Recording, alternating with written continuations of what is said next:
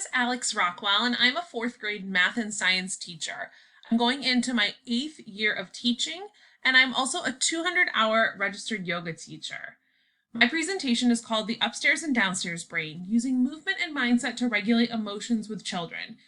The way this presentation is set up, it is designed to be a professional development that could be done with your staff and gives strategies that can be used immediately following the presentation within their classrooms.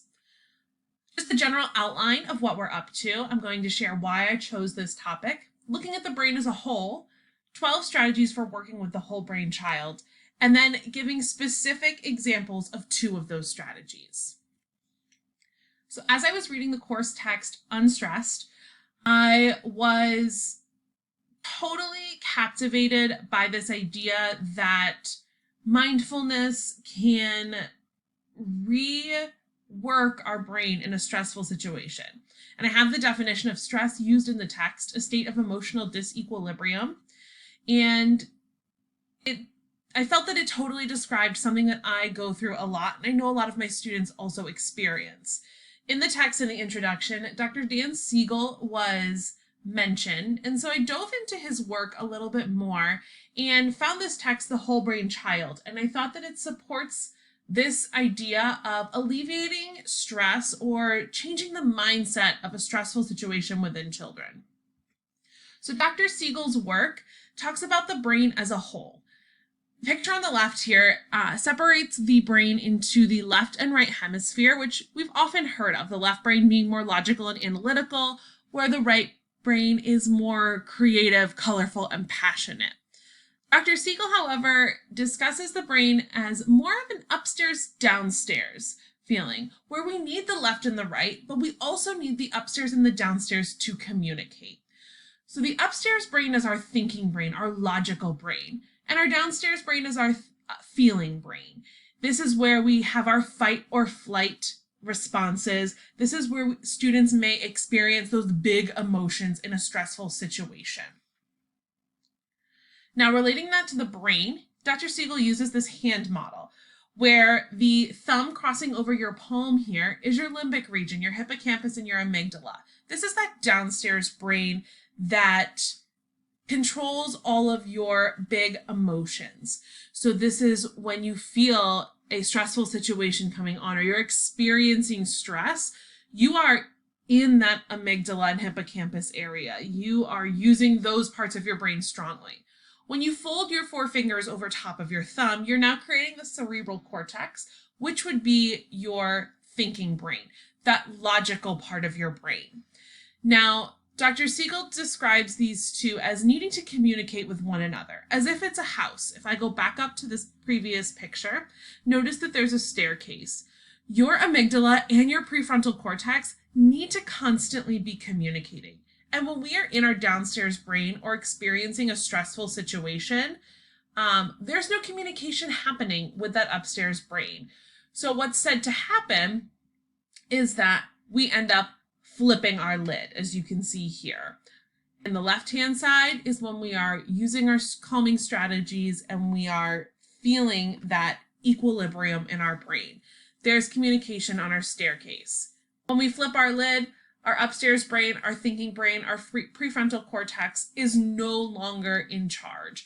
We are living in that amygdala and in that stressful situation. So what I'm going to share with you are Dr. Siegel's 12 strategies to help make sure that there is communication between the upstairs and downstairs brain. And then we'll look at 2 of them specifically. It's important to know that these 12 steps are not a from beginning to end 12-step program.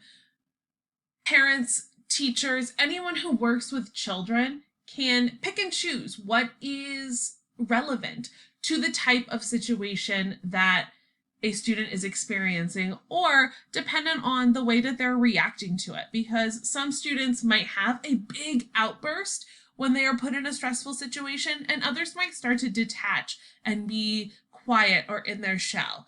So it is important to know that you can pick and choose 1, 2, 3, 7 strategies to use. There is no one size fits all for every situation. The first 3 are listed here: connect and redirect. So connect with the child and then redirect them, and when they're more receptive to making amends and moving forward, especially if they're having a meltdown.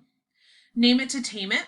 This is listed a lot in different wordings throughout the course text and many of the TED Talks and articles that were assigned during the course. If you can tell yourself, okay, I'm having a stressful situation right now, I am experiencing stress, you're already starting to gain control over the situation and ready to move forward. Number 3, engage, don't enrage. So appeal to that upstairs brain instead of playing into how they're reacting, whether a student or a child is crying or angry or having an outburst. Instead of playing into that, appeal to that upstairs brain and that critical thinking.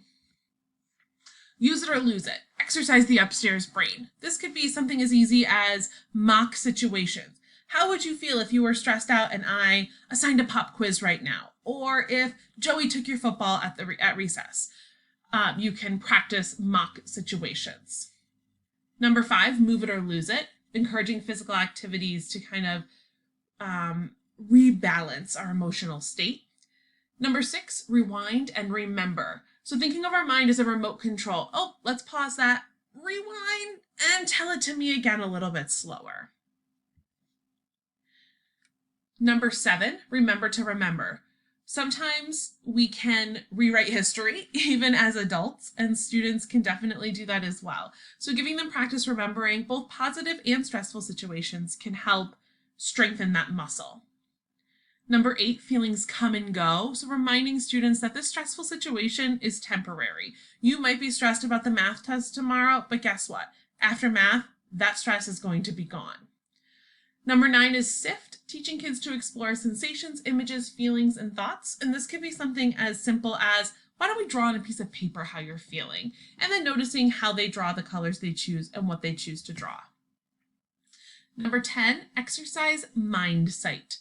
Give tools and strategies to calm themselves. So this could be mindful breathing, just taking deep breaths, switching up the breath pattern, thinking about the breath, just coming back to the present moment and what you're feeling in your body. And numbers 11 and 12 are great for families, especially. Enjoy each other. If you have a child who easily slips into a stressful mind or reacts strongly to stressful situations, create those positive memories to kind of bring back to them. And finally, connect through conflict. Use conflict as an opportunity to teach. And I know as teachers, especially elementary teachers, we do that a lot. Okay, let's think about what happened today at recess and how can we move forward, or what could we do differently next time? The 2 that I am going to focus on today are move it or lose it and exercise mind sight.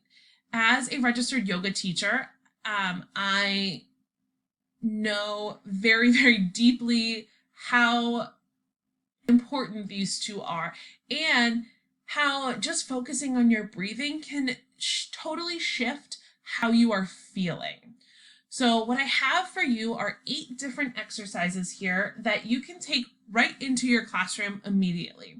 I'm going to be using specific cards. They are called Yoga for Schools, the number 4, and you can easily buy them on Amazon. I have a set of them for my classroom, and you can take these cards and create a sequence using them for whatever's going on in your classroom. If your students are being too rowdy or they're being too quiet or acting asleep, you can use some of these to energize them.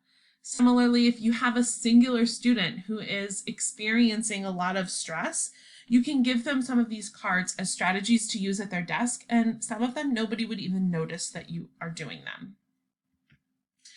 So the first one is called Sitting Mountain, and you'll notice the front of the card here has a picture of the person doing the exercise as well as the purpose: focus, center, stabilize, and home base. On the right-hand side, which would be the back of the card, is child-friendly language of how to complete this exercise. So I'm going to read through these cards for you, and then you can choose to use some of them maybe in your classroom. Sitting Mountain. Sit down in a chair and scoot forward slightly to bring your back and bottom away from the back of your chair. Adjust yourself as needed to ensure that your feet are flat on the floor and your posture is straight and tall. Your knees should be directly above your ankles. And rest your hands on your thighs. Close your eyes or find a focus point.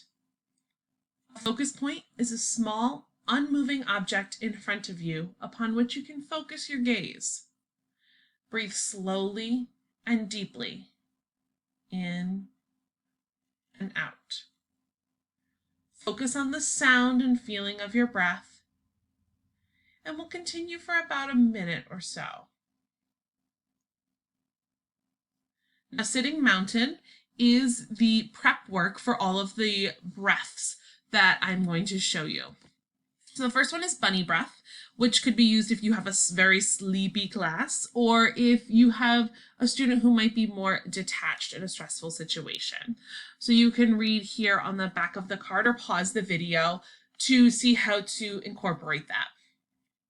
Next, we have countdown to calm, which if you are having a student who is having a louder response to stress or an outburst, this is a great one to bring in the physical movement of the hand as well as the breathing.